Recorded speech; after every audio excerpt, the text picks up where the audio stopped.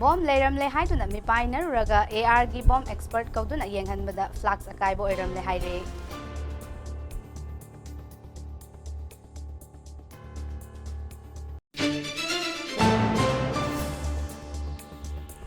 Yaripok kekru makha lekaida kangna sandokpa laina dengue gi matangda nongmagi oiba awareness program ama pangthokre.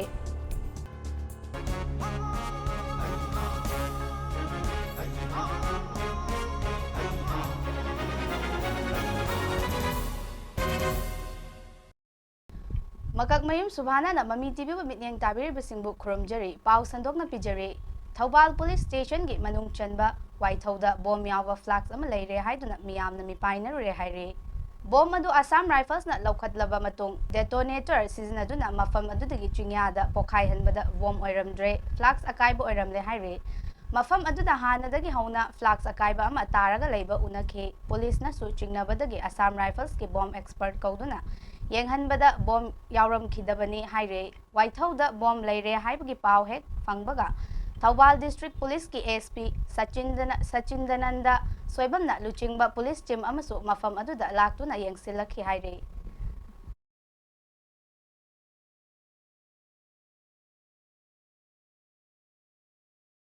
District Health Society Thaubal amasung District Vector Borne Disease Control Program ani na punna sinduna kangna sandokpa laina dengue gi matangda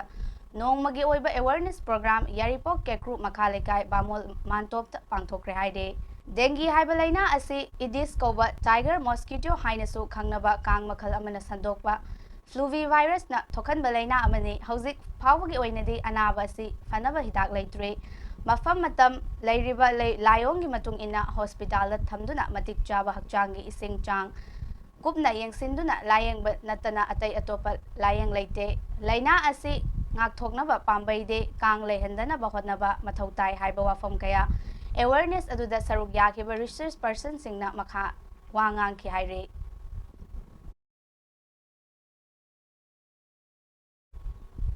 khongnang makhong mairapai bi apunba lop thangmaiban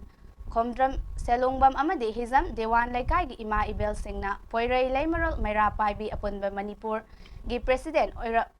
Oibirambi Lamjing bi Ima Memchau bida ikai khumnaba utpagi achamba thauram ama pangthokre haire Thauram adugi saruk ama oina handak kuki militant singi makhutta thawaina pontha pikraba athauba athaubi singi mafamdasu haikat laikat tamduna ikai khumnaba su utke haire Lekidraba Pori Lemon or Pun Mamera Babi Loki President Imam Sobi Amadi Satra Satri Anigi Lising Purin Ubiribi Izalin Toingan B Amadi Hemaji Megitang Home Degi Horokibar Kuki terrorist in Mihatin Hatu Pikraba Atoba Tobi Singi Minton Pankraba Isa Singing Hamda Lairam Lenda in the Signal Lairuna by the Mutangasi Honga Humara Babi Upon Balupna Hekalekatamse. All Assam Manipuri Students Unions AMSU Central Committee ki President Oiramba Maitan Kaisnam Niranjan Amadi AMSU ki General Secretary Amadi Paunaning Singlop Panel ge so General Secretary Oiramba Thoidingzam Binoina Laikhidabada Panel Amadi Pangam Mairapai bi Imase Awawa Fongdokre haire Udarbon program da leiba Pauna Brazabasi ki mitfam mimangda Laikhidrabadagi Septamda Maira Amadi Hai Lake Kadlaba matung minute ani tumina leptuna awawa fongdokhe Thauram aduda long jump Mera Chawba Seram Herajit Kamini Singh Prabha Rani Sharma Lakhibasu Singh yauna mioi kaya su saruk yaki haire Ram Kumar aina koi ki AMSU ke advisor oramba Ram Kumar lai hidre mathanda bosai ki maru nanda kisur lai hidre adi matungda anda koi na anda ki thajida koi nironga koi binoi ke lai hidabani adu 2020 ji AMSU ki puari ke history da jamna kaung loidaba Kanglup ki irang na maram oiraga mayum makai thadoktuna lanjenaruktuna Yaripok Top Chingtha Pukri Achoba Mapalgi Azad Higher Secondary da hangliba Yaripok Laimanai Relief Camp da tengban pikre haire Relief Camp aduda changjafam lauduna leiriba mioi singidamak Maitra Bag Chanura Thaubal District amadi nupi tengban lup Thaubal athokpam anina cheng yauna chana thakna bapotlam sing amadi selgi mateng pangkhibani haire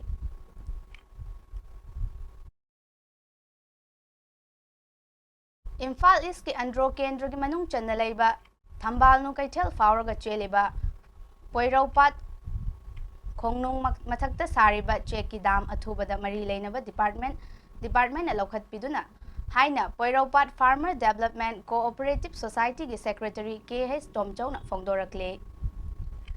Karigumba dam asi lokhataba tarabadi lambi thingba yauna makhal makhagi khongjang changsingani Poiraupat Khongnung asigi laupari lising aniga chamanga romda kanaba pire numit kharanigi mamangdagi Khongnung thenbagi thabak chathaduna lakle water resource department na lawni awawa yengbiduna athubada dam asi lauthok piyo haina su mari leinaba singi pukning chingsilakle any department na IFC ki wata dana water resource department ki wata dana program happy bayaroi Poiraupat Farmer Development Cooperative Society khang de bida asida kuchi ki khonung sida thabak pangtok tok bayaroi hojik aikoi ki khong je thingbadagi ngaksam hojik iroi ye yang wang lanne banga ki phangdadana isinje khong ne chatpa phangdadana aduna kana uma line department loresu thabak subi boresu NRJS loresu without permission da Poiraupat Farmer Development Cooperative Society ki permission da kalam da thabak subi gano maramdi aikoi khangdana subadagi ngasi aikoi lep thumme moidi paisa lawra chakhini aikoi di wahore aroibada maroiba pau amuka hana pijare Bom leiram le haiduna mi painer raga AR gi bom expert kauduna yenghanbada flux akaibo oiram le haire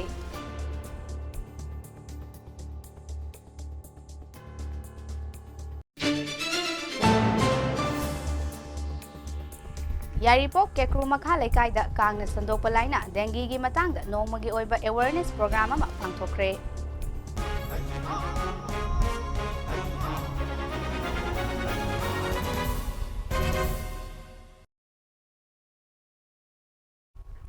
Mami TV pamit yang tabir bisingbo amuka hana khurumjare